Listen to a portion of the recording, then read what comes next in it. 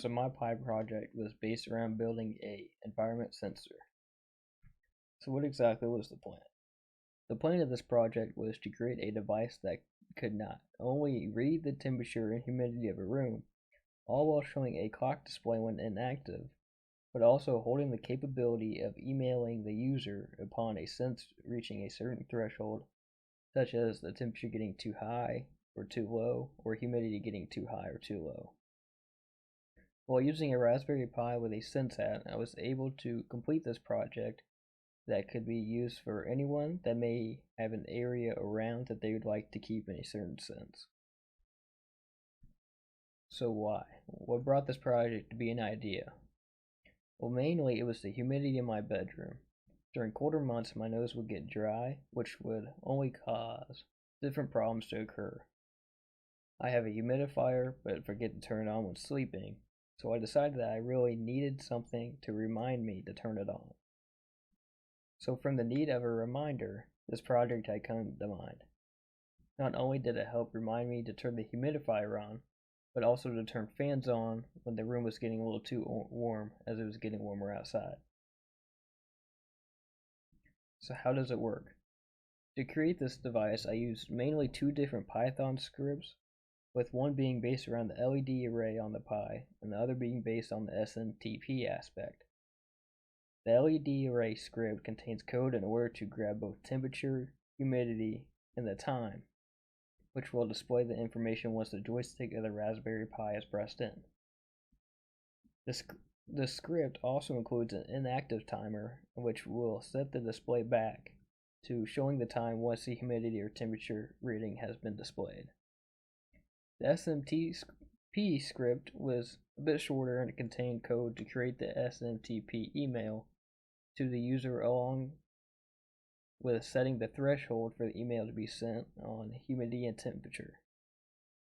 It also contained email templates, so if the temperature was too high, it would send that template, whereas if the temperature was too low, it would send something else. So I had a couple problems that I expected to happen. It was mainly two different problems. So both of these problems came down to be about my knowledge, though. The first problem was my knowledge of the coding language Python. My solution of this was to research Python and look how the function and events were created and called within code. And then the second expected problem I had was creating an SMTP server in order for the Raspberry Pi to send me emails when the threshold is reached. To fix this, I also researched the SMTP library for the Pi, along with looking how to format the email templates. As I expected problems, I also had some unexpected problems come up. For example, when first starting with this project, I did not think that the indentation mattered too much when coding with Python. Turns out I was very wrong, and I ended up having to rewrite a whole script because of it, because I couldn't get it correct.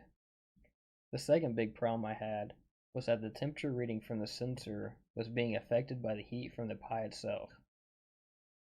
This fix was harder to figure out, but after a little research and thinking, I was able to create a formula that grabbed temperature from humidity and pressure, and then grabbed the CPU temperature and got the average, and then subtracted the CPU temperature from that, which gave me the correct temperature of the room. And then another issue I had was whenever the time would reset at midnight. This is in the beginning when I had all four numbers displayed in the array. So once it reset at midnight, the time would mess up and set the 0 to be filled with light, therefore not making a number. To fix this at the time, I had implemented a if-else statement in order to ensure that the 0 was in the correct shape.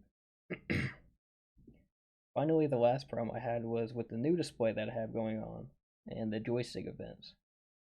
When the time switched to the temperature display, the temperature switched to the humidity display. I was unable to switch it again until the time that it was being displayed for finished. To make this easier, not necessarily fix it, but make it easier, I had shortened that time and created an inactive time in which it would revert back to the time display quicker without me having to wait longer. So what makes this project so special? This project is so special as not only did it require just a Raspberry Pi and SenseHat, but it can also be easily enhanced in the future. There were still a few senses that I did not use for this project that can be used to measure more aspects of a room, and to email the user based on those. For example, if I needed to read the pressure of a room, I can.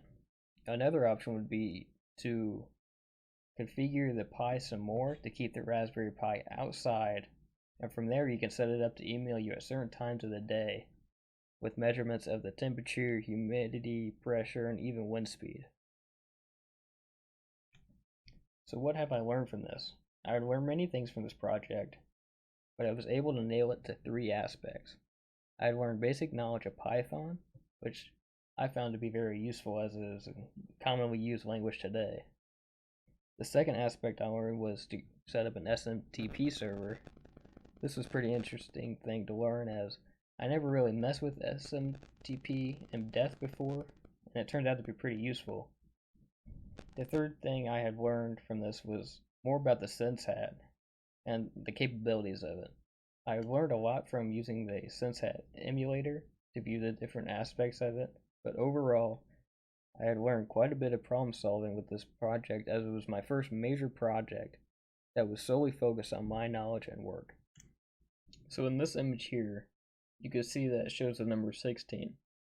This is actually a hour unit in this. It was 4:37 p.m. I believe, but it shows it on that array there, and then it actually scrolls across, which you can see in this video here. It scrolls across as a string.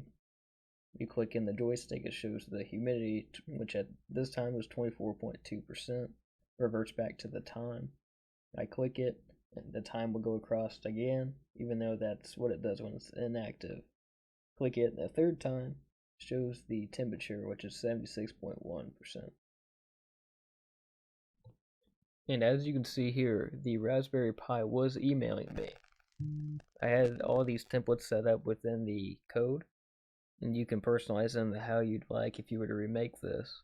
But overall, I tried to pick some fun things, looked up some things, just something that would make sense. But overall, I had a lot of fun with this project, and I hope you guys enjoy it.